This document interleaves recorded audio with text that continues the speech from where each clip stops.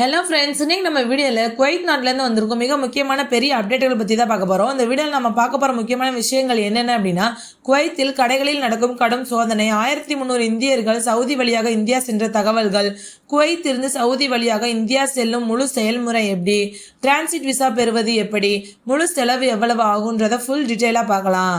வீடியோவை ஸ்டார்டிங்லேருந்து எண்டிங் வரைக்கும் ஸ்கிப் பண்ணாமல் பாருங்கள். குவைத் நாட்டின் ஃபர்வானியா மற்றும் அக்மதி பகுதிகளில் இருந்து வருகிறது. ஃபர்வானியா, அக்மதி இந்த ரெண்டு பகுதிகளிலும் தற்போது அரசாங்கம் மிகவும் கடுமையான சோதனைகளை நடத்தி வராங்க.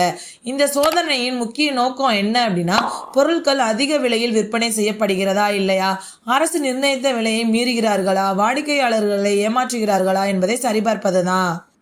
இந்த சோதனை நடத்திய போது 36 விதமான விலை மீறல் குற்றங்கள் கண்டுபிடிக்கப்பட்டிருக்கு. அதாவது சில கடைகள் அதிக விலை வைத்து வித்திருக்காங்க, சில கடைகள் தவறான விலை லேபிள் வச்சிருக்காங்க, சில கடைகள் வாடிக்கையாளர்களிடம் அதிக தொகை வாங்கியிருக்காங்க. இந்த காரணங்களால் அந்த கடைகளுக்கு எதிராக சட்ட நடவடிக்கை எடுக்கப்பட்டிருக்கு. மேலும் சில கடைகள் தற்காலிகமாக மூடப்பட்டதாகவும் தகவல் வெளியாகியிருக்கு. குவைத் அரசு தற்போது மிகவும் தெளிவாக கூறியது என்ன அப்படின்னா, மக்கள் மீது அதிக விலை சுமத்தும் கடைகளுக்கு கடுமையான நடவடிக்கை எடுக்கப்படும் சொல்லியிருக்காங்க. நெக்ஸ்ட் அப்டேட் பார்த்தீங்கன்னா, சமீபத்தில் ஏற்பட்ட பிராந்திய பதற்றம் காரணமாக குவைத்தில் இருந்து 1300 இந்தியர்கள் தங்கள் நாட்டிற்கு திரும்பியிருக்காங்க. இந்த பயணம் நேரடியாக குவைத் விமான நிலையம் மூலமாக கிடையாது. அவர்கள் முதலில் Kuwait to Saudi, Saudi to India என்ற வழியாக பயணம் செஞ்சிருக்காங்க. குவைத், சவுதி அரேபியா, இந்தியா இந்த வழி தற்போது பலருக்கும் உதவியாக இருக்கு. ஏன்னா சில நாட்களில் குவைத் விமான நிலையத்தில் ஏற்பட்ட பாதுகாப்பு சிக்கல்கள், ட்ரோன் தாக்குதல் தகவல்கள், விமான சேவை பாதிப்பு என்ற தகவல் வெளியாகி வருகிறது.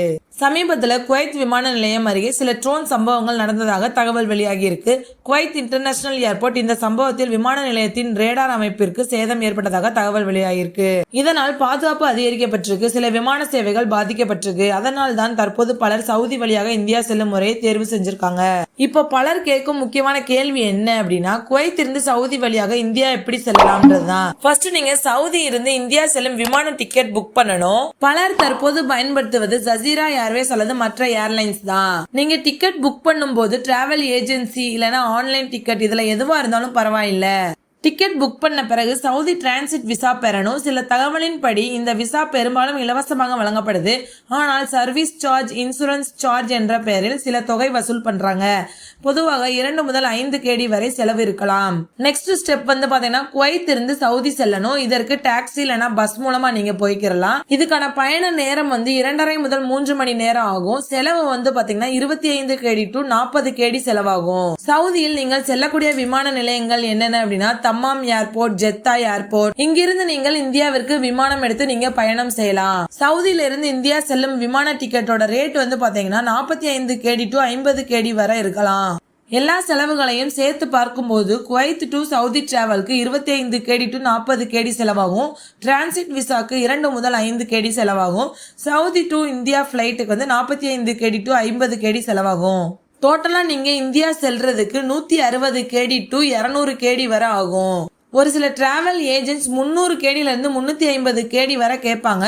அது ரொம்ப அதிகம். உண்மையான செலவு பாத்தீங்கன்னா 160 கேடி டு 200 கேடி தான். அதுக்கு மேல நீங்க கொடுக்க வேண்டாம். ஃப்ரெண்ட்ஸ், இந்த வீடியோ உங்களுக்கு ரொம்பவே யூஸ்ஃபுல்லா இருக்கும்னு நினைக்கிறேன். மறக்காம நம்ம சேனலை சப்ஸ்கிரைப் பண்ணிக்கோங்க. தேங்க்யூ.